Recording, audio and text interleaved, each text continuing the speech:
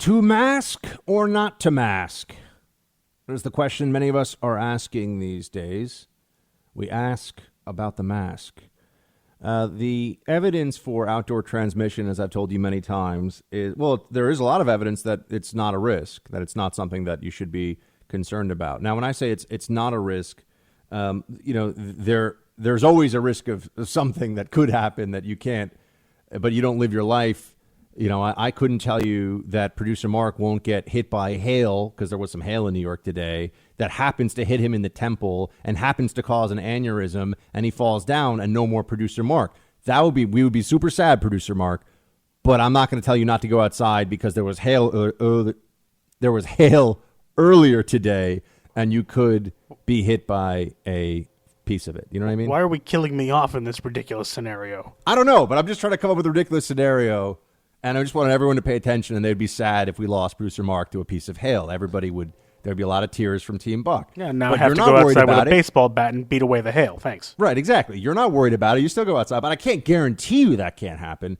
Outdoor transmission of this disease is not a high enough risk to justify outdoor mask wearing. Now, in New York, the guidance, people forget this. The guidance is if you can't social distance and you're out in public, wear a mask. It's not you have to wear a mask all the time if you're outside. But that's what everyone's taken it to be. And other places, other states have also had this, where in Florida, and there's going to be some bleeped out language here because this person was kind of losing it. In Florida, you had a woman who clearly snapped and went nuts and yelling at people because of their not wearing a mask. Play 17. I'm a little pissed off at the simple fact that people around this town don't wear the mask, don't wear their gloves. I just finished showing a house right now. The lady was pissed off because I asked her to wear a mask. Like, seriously, woman? And then she's coughing 2 seconds later. Like, it's no big deal. We're in this because of like that. Because people out there on their boats doing all their partying. No, I'm not jealous.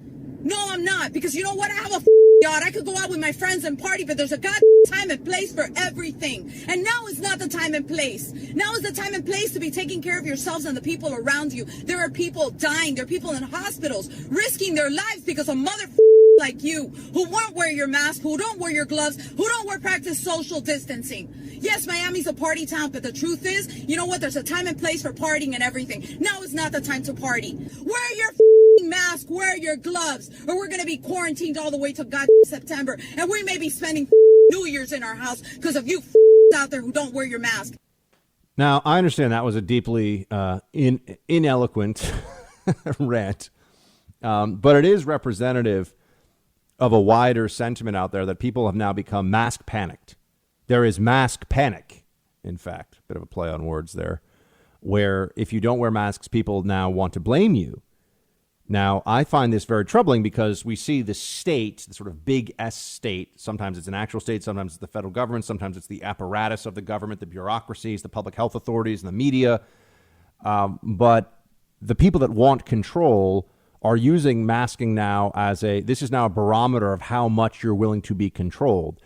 And I get a sense that they are encouraging us turning on each other over this issue. That we now are at odds over this as people, and there'll be blame now for anyone who doesn't wear a mask, even though masking in public is completely absurd. It's absurd.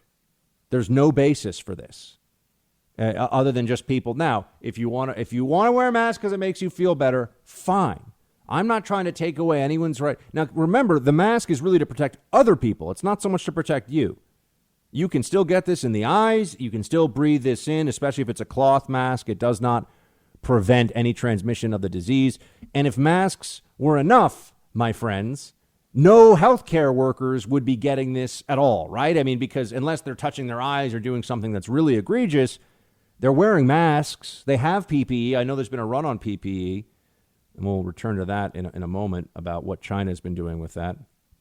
But a mask is not enough. Otherwise, well, then all you have to do is wear a mask. You're not going to get the disease, right? And healthcare workers are wearing masks. So, you know, if you're being exposed to a lot of this in the air, it's not pulling out all the viral particles. As I said, it can go into your eyes. It's smaller than bacteria, as we know about viruses. We all learned this in like the 5th grade. So if it's in the air, you're not. But It disperses in open air. We've been over this before. There's really a infinitesimal risk of contracting this in open air. But I don't like that people are now mobilizing the masses through fear against those of us who are trying to get back to the beginnings of normalcy. One of the themes today on the show has been how the economy is going to be in a more precarious place than a lot of people realize, even as we're opening. You're going to have vastly suppressed demand, enormous amount of debt, enormous amount of destroyed businesses out there that will have to find a way to reopen. They haven't made the profits they've needed. Just paying your employees is not the same thing as having a successful business. They haven't, and who is going to bring back demand for things like incredibly expensive office space in major cities? Who is going to bring back demand for the subways? New York alone is facing billions and billions of dollars of shortfall because of taxes. Every state that is shut down is going to have shortfalls as a result of this. So we're just trying to get to the point where we start to piece back together our society after it has been economically flattened. And there are people that are saying, no, don't piece it together. We're all going to die if you try to start to rebuild. What's the alternative? What are we really going to do? We're going to sit here and wait? Therapeutics are not going to save us. A vaccine is not coming anytime soon.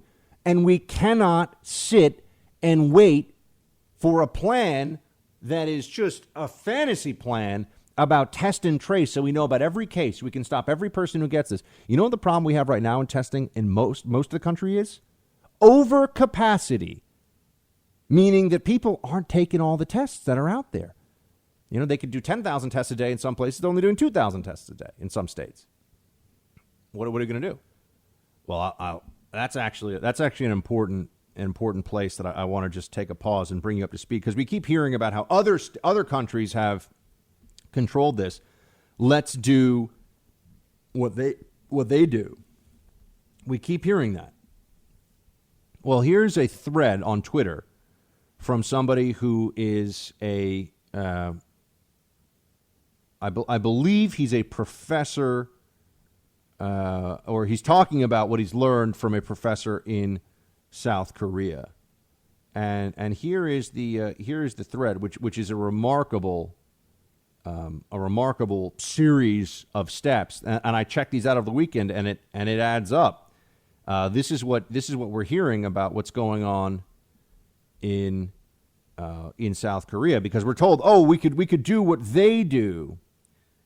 And here, he goes, as an American in South Korea, it's very interesting to me to the stark contrast of how different the two countries' response to coronavirus is. This gentleman's name is Michael Kim on Twitter. This went completely mega viral over the weekend, this tweet. And it's this whole thread of what's going on in that country, and we should know. He's telling you, people say, we'll do it like South Korea. Here's what they're doing in South Korea, folks. And they still have cases, and they still have people dying from it. Quote, upon arrival, they take your temperature at the airport and ask if you've experienced any symptoms. If you have, they move you to a separate area and give you a coronavirus test. If you haven't, they take you to another area and interview you. They also install ankle bracelets. You are required to install an app on your phone and enable location tracking all the time. You are required to self-report symptoms in the app twice a day. If you don't have symptoms, you need to report that too. This goes on for a period of 14 days. During this time, you are not allowed to leave the quarantine dormitory. They put you in a dormitory, or your home if you've chosen to self-isolate at home. So if you don't have a home, you go to a quarantine dormitory, mandated by the state. You cannot take public transportation or taxi, and you cannot self-isolate in a hotel or Airbnb. If you don't have a home, you must use the dorm. If you break quarantine, you are fined $10,000 US and face jail time. Also, they check your location on the phone frequently. My wife had her location checked 37 times in a 3-day span. And they've caught enterprising folks who leave their phone at home and go out. During this self-isolation, you cannot have contact with anyone during this time. They give you special trash bags to throw away your trash in, and people in hazmat suits come and collect your trash upon request. You are assigned to a caseworker who is responsible for making sure you are following all the orders. They will call you and text you to make sure you are okay. They will also send you care packages that contain a lot of food, gloves and masks, etc. If there is a new coronavirus case in your general area, same city or district, you get a public safety alert on your phone that tells you about the person, age, male, female, city, and provides updates as they receive them. I forgot to mention, Korea also has mobilized their army to provide more operations and logistics support at the airport. We were required to get a COVID-19 test within 3 days of arriving, which is the only activity that's allowed to break quarantine. You have to do this in coordination with the caseworker. There's absolutely no protests or demonstrations about the anti-freedom measures or invasion of privacy. Everyone seems to accept these measures. While we still take precautions like wearing masks, washing hands, etc., I feel pretty confident the government knows everyone who has coronavirus and is tracking things very closely. Contrast this with the situation in the U.S. No one really knows everyone who has coronavirus, so you have to assume everyone has it, and there's no actionable plan. Can you imagine trying to do this in America? This country is just not, at least half of us not going to comply with this. Ankle bracelets, monitoring, checking in with government authorities multiple times a day. What are your symptoms? Where are you? You're staying in this government-approved quarantine home if you don't have a home. $10,000 fine if you decide to go out and get a sandwich. My friends, does anyone really think that we could do this? We would do this? We should do this. That's what's going on in South Korea. And South Korea still has cases of the virus. People still die from it. Can you imagine this degree? The government's going to put an ankle bracelet on you like a criminal and monitor you through your own smartphone app multiple times a day. And you have no choice. You have to comply with this. For a disease that kills less than 1% of the people who get it. And we've already had about a third in New York City, of all people, get it.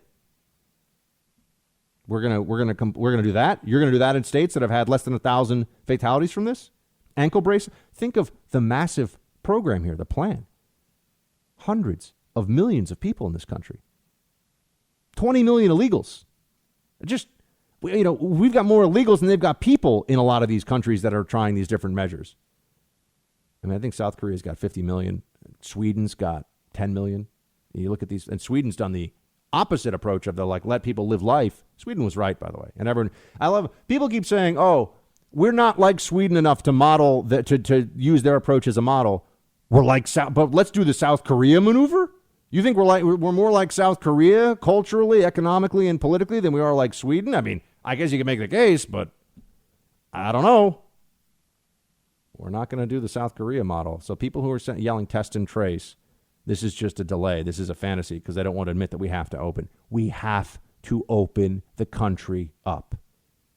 It's not perfect. It's not perfect now. People have been dying every single day of lockdown. Thousands and thousands and thousands of them died during lockdown. So lockdown, we assume, saved all these lives, but is it really saving lives? Just look at what's going on in the nursing homes. How much worse would it have been in the nursing homes if we had just told people to social distance but keep going to work? These are the questions that a lot of people in charge don't want to answer because they've forced us. We're in a pandemic, and they forced us into a depression that did not have to be. That's what the real problem is that they have.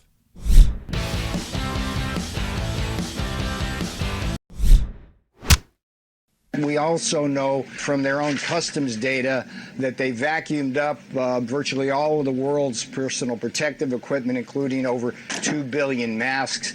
And we also know that today what China is doing, sitting on that stockpile of what we call PPE, is they're selling it at profit-sharing prices to some, and to other countries, they're actually putting pressure on those countries to deny the virus came from China or to talk about Taiwan or do other things.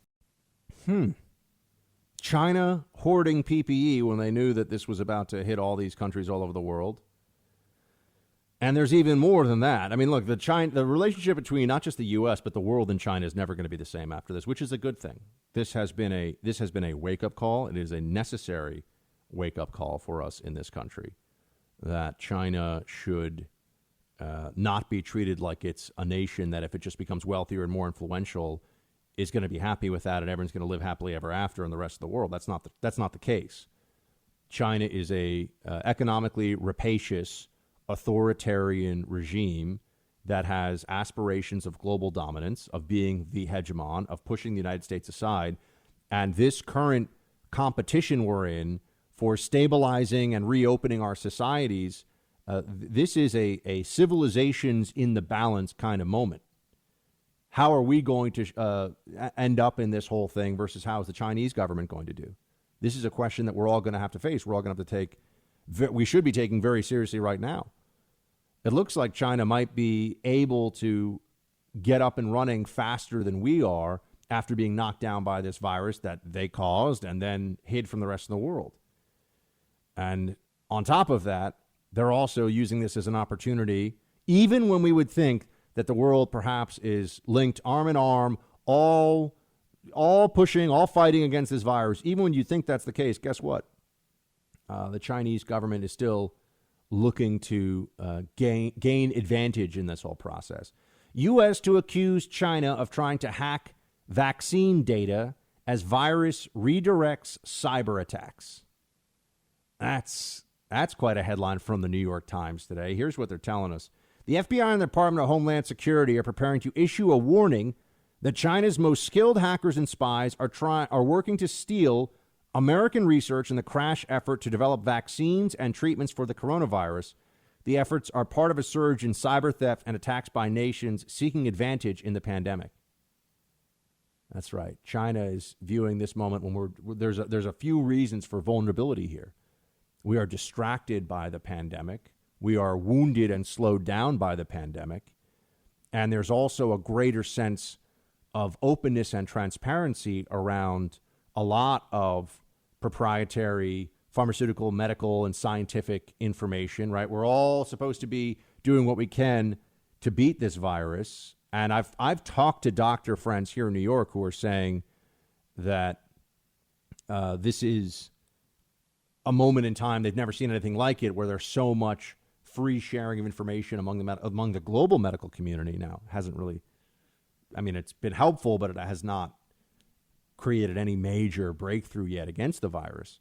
But in that environment, the Chinese government is having its state-sponsored hackers and state-paid hackers. I mean, some of these are people that work for the Chinese government. They have some that there's plausible deniability with the hacking. There's others that are just the Chinese Communist Party's internal security apparatus doing this at the behest of the Chinese military and the Chinese government. They're trying to use this as an opportunity to steal more. Once again, this is what they do. They steal sensitive and valuable information, and that is what they're up to right now. And it's just wrong. It's just wrong. Are we going to hold them accountable for this? I mean, that's the most obvious thing. Buck is like, it's naughty what they're doing. No, I know, but are we going to? No, I don't think I think we're too busy, and they know that. We're focused on other things. So even while they're trying to steal vaccine information from us, we can't trust the Chinese government to work with us even on this issue. They're trying to steal instead of collaborate. That is the Chinese Communist Party.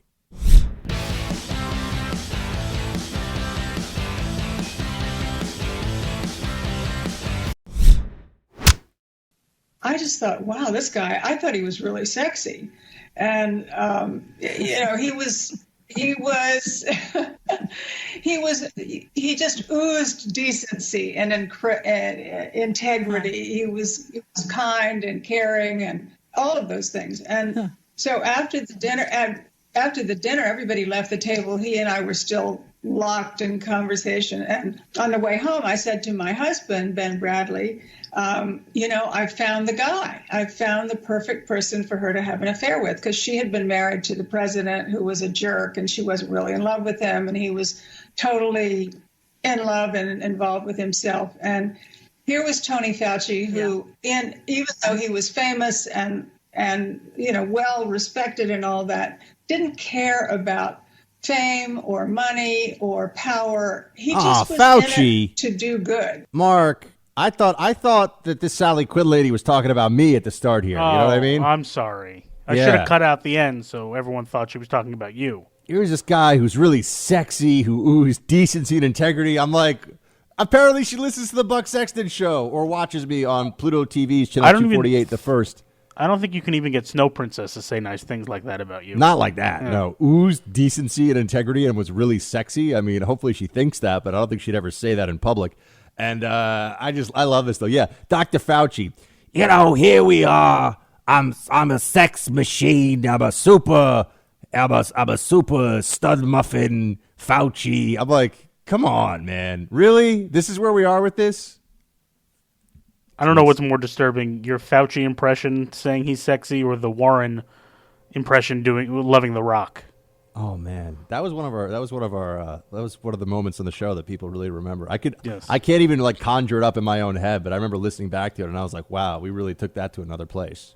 I'm not even sure what place we went to. He's a sexy man with those pectoralis major muscles. Ooh, I just want a touch of Elizabeth Warren. Oh, hey. So, where were we? Oh, yes. This was the point where I just said, yeah, that's right. Anthony Fauci to libs is a sex symbol now. That's how insane these people. Look, I mean, Fauci's a nice guy and he's a handsome older gentleman and all that. I'm not trying to be rude about it, but I mean, come on, let's not be insane, folks, right? I mean, it's just so weird. Why revere this public health expert in this way? I will say Dr. Birx's scarves, from what I understand from the ladies, very fashionable. Very fashionable. I don't know if you've ever seen that or not, or heard that or not.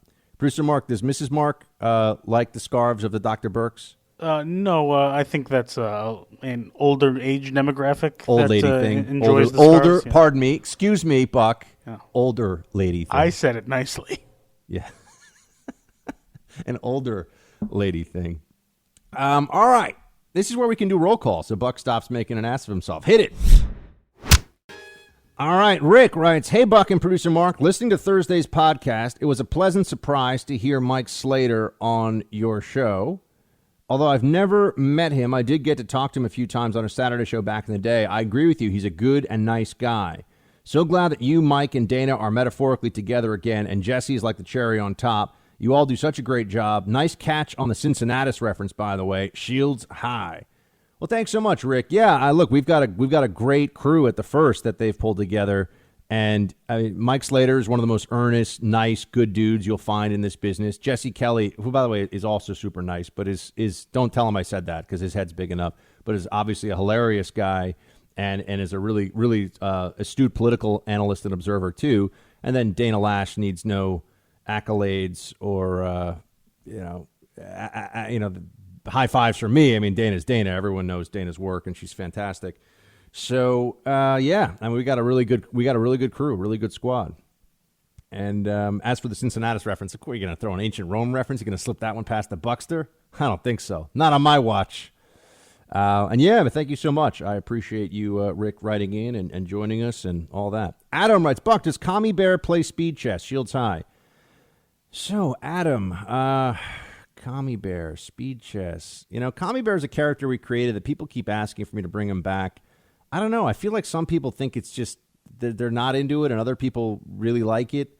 I kind of want to do it and bring him back, but I don't know how I guess we could now on the First, but it was kind of a gag.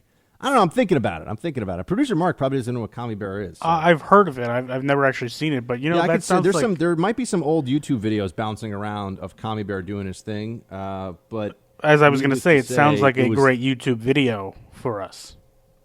That might be a good thing on the youtube.com/Buck Sexton YouTube channel that we have launched. That is fantastic, and everybody listening to this should subscribe to because there'll be more and more content on that going forward.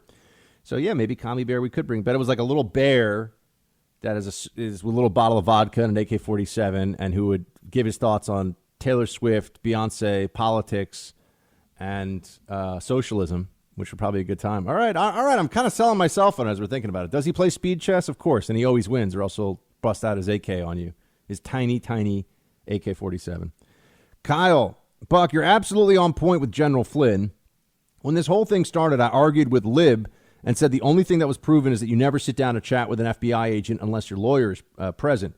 Between Flynn, Kavanaugh, the Mueller investigation, and impeachment, it's like the progressive concept of justice is like something you'd hear from someone who escaped the Soviet Union or some third world blank hole country. Great show. Love your take on things and the color commentary of producer Mark. Yep, the penalty box is a much revered addition to the show, a.k.a. producer Mark commentary. And as for Flynn, yeah, no, I appreciate that. I think that people have lost their minds on this Flynn case on the left, and they no longer can be reasoned with. And as for the FBI, I wouldn't sit down with the FBI without a lawyer. And I used to work with the FBI. I mean, I used to do things with the FBI when I was CIA, when I was NYPD Intel Division analyst. Yeah, I would not talk to them now. If the FBI called me and they're like, hey, Buck, can we sit down and chat with you about something? I'd be like, nope. That is a no. So take that for what it's worth. And I'm rooting for law enforcement, and I'm rooting for the rule of law every day, every time I can, every way I can. But sorry, man. After watching that Waco series and now this, I mean, I already knew about the Waco stuff before, but the series kind of brought it all home for you. Mark, did you finish it? Yeah, I finished it before you, remember? Oh, that's right. Yeah, yes. You told me to watch it, I think. Or you told me that it was good, the finish of it was good. Which reminds me, I have watched 2 movies over the weekend on the advice of one producer, Mark, as well as many of you who write in. One of them was Uncut Gems. One of them was Winter Soldier. One of them I found highly entertaining, and the other one I thought I was going to have to stab my eyes out with a blunt object. Which one is which, producer Mark? This is a stupid question. We both know you liked Uncut Gems, and you didn't like Winter Soldier because you have some personal vendetta against Marvel movies. Well, I will have you know that you have it backwards, sir. No way. Yes. I liked Winter Soldier. I hated Uncut Gems. How? Hated it. It was so good. What is there to like in the movie? It's cursing every 3 seconds, and the guy is horrible, and he's mean to his family. He's a mobster from Brooklyn. Oh. Of course he's cursing every 5 seconds. I've never seen anything like it. Is he a mobster? I don't know mobster, but you know what I mean. He's a jewelry guy from Long Island or wherever he was from in New York. I also couldn't understand a lot of the dialogue. I'm just going to say it. I was like, you're from New York. I know. But there was a lot of everyone was talking so fast and cursing, and you're like the only person who I've heard that's watched that movie that has said this. I know, dude. I know. I'm just telling. Well, I watched it with a couple of family members, and I'll tell you they were not fans either, man. I mean, we were like, what? What is the point of the movie? That's what it didn't make clear. I mean, that there's some magic that this stone has. Anyone who has the stone, things are going well, and then you lose the stone and things go badly. It's not actually the stone. It's just a story. You don't have to. I'll say that I got over my Avengers thing because I realized that as somebody who likes the Marvel comics, I should probably just try to, And the Winter Soldier was an entertaining and well-made film. Yes, everyone says it's one of the best. Yeah, Winter Soldier, the Captain America one. I just like Captain America because like America and freedom and stuff. So I thought that one was pretty good, and now I liked it so much that I'm willing, because I have Disney Plus, to go and watch some of the other Avengers movies. I'm glad. Maybe we'll finally get over this. But for me, you were 1 for 2 on this one. You're 1 for 2. You got me to watch Winter Soldier, which I liked. Uncut Gems, though, so much cursing. I'm just in shock. Everyone's so mean to each other. Why are they all so mean? You sound like a grandmother that watched this movie. Yeah, that's kind of what I felt like. I was like, I don't like this. They're all with the potty mouths and the being mean and. Yeah, because you never curse when you're not on the radio. No, I never do that. Anyway, I watched it. I gave it a shot. I did like his assistant or whatever, or just the other sales lady. She was nice. I like her. The one that he's in an affair with? Yeah. The I believe in mobster speak, she would be referred to as a gumar. Sure. Right? That's, I believe, what you call a mistress. Yes. So I believe it was his gumar. But he's not an Italian mobster, so it doesn't really make it. But there are mobsters in the movie. I can't keep it. He's a Jewish mobster. Jewish. Is there a Jewish Yiddish equivalent of a gumar of the Italian word for mistress? Like, is there something? Not that I know off the top of my head. I'm just saying. All right. But and also, I had never. I mean, there was the scene that they were having Passover, right? Wasn't that a Passover dinner? Yes. Yeah. I've never been to one of those, so you got to invite me sometime. It's not fun. You can't eat any bread. Oh crap! That's that holiday. What happens to people like? What happens to weirdos like me that can't eat bread when they only? I mean, this is a problem in church. I'm curious. Can you eat matzah? I don't think so. I don't think it has yeast in it. It doesn't have yeast, but it has flour. Wheat. Yeah. It has wheat, yeah. I wonder if they make gluten-free matzah. I'll look into it. You don't want it. Yeah, you let me. You find some gluten-free matzah, I'm coming over. You and Mrs. Mark are going to put me through my first... I've never even been to a Seder. Although my first girlfriend was Jewish, actually. You'll love the main course, which is usually brisket. I mean, I do love brisket. Yes. Isn't it interesting? Brisket is a staple of sort of Jewish cultural cuisine as well as Southern barbecue. Yeah, it is a weird crossover, but made completely differently. Right. Yeah. Interesting.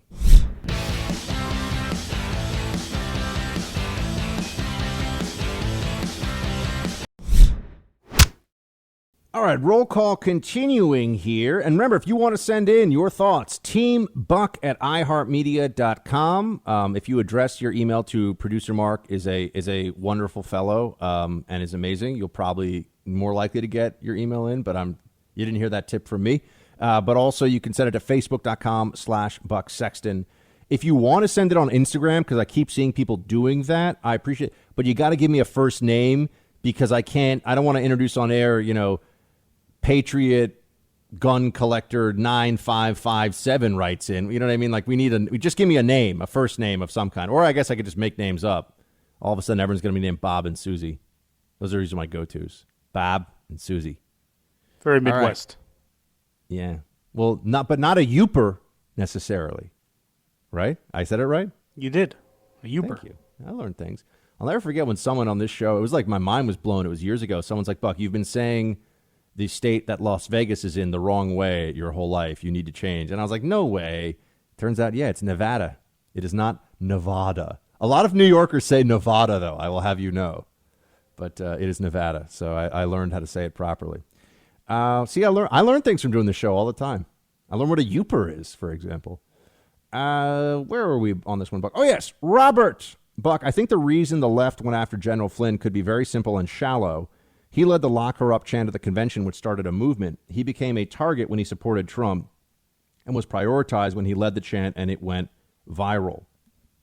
Robert Obama was a very thin-skinned individual, very not good at handling criticism. And I remember once there was something with some journalists. I think someone did a cartoon or something, and Obama didn't like the way that his ears were depicted. This was from journalists a long time, and he made a big thing of this, like don't do that. And I mean, it was a political cartoon. Like they exaggerate people's features. That's what they do. So Obama's always been somebody who's not able to take criticism and really hasn't had to take much criticism, has really gone through his professional life and political life being told by everyone around him, at least on his side of the political spectrum as a Democrat, how wonderful he is and how brilliant and amazing he is. And that does not make for somebody that deals well with opposition voices and people saying, you're not that great on this thing or that thing, whatever it may be. So, yeah, I wouldn't be surprised. But they just really didn't like Flynn. They really didn't like him. That's a part of it. And you think about it, who else as a head of one of the three-letter agencies wasn't really a deep state kind of guy at that phase, right? Flynn was the odd man out. You look at people from CIA, FBI, DOJ, NSA, they're all doing the bidding of the establishment national security apparatus. Flynn was a little bit of a wild card for them, and then he went after Obama a little bit, and they didn't, and just a little bit, by the way. A little bit. Chip, Buck, huge fan, been listening from the beginning. Oh, wow. Original Saturday Squad, OSS. Just catching up on Friday's episodes and have to say, out of all the Ben Stiller movies, The Heartbreak Kids has to be up there in the top 3. Funny as hell. Keep up the good work. Shields high. Not that you're like this special Jewish correspondent, but I am kind of asking you a lot of questions today, Mark. What is the Ben Stiller movie, The Heartbreak Kids? I have not seen it, but I will report. Did you see that his father, Jerry Stiller, passed away today? Oh, I did not see that. Yeah. Man, I know he's from the Seinfeld. He's from Seinfeld. He's from King of Queens. He was one of the best characters in both of those shows. Oh, I'm sorry to hear that. How old was he? 92. So he died peacefully. All right, he lived a good life. He went the full distance, which is always. Then you can have it's sad, but you can have a celebration of someone's life at 92. It's not like someone when they're 30.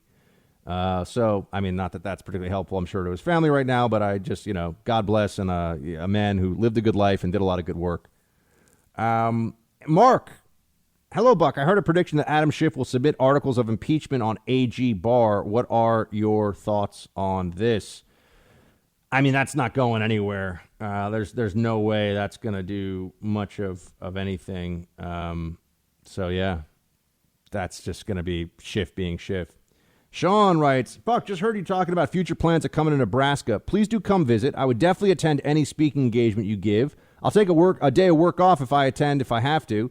KFAB is an amazing radio station. You're on the right side of issues. I was driving down the road listening to KFAB, and that's how I became one of your listeners. The door is always open to you and producer Mark. Shields high. Sean, I love it. KFAB is a fantastic heritage radio station we're proud to be affiliated with, and we love all of our folks in the Nebraska area who are listening, so thank you so much for that. We'll be back tomorrow, team. Shields high.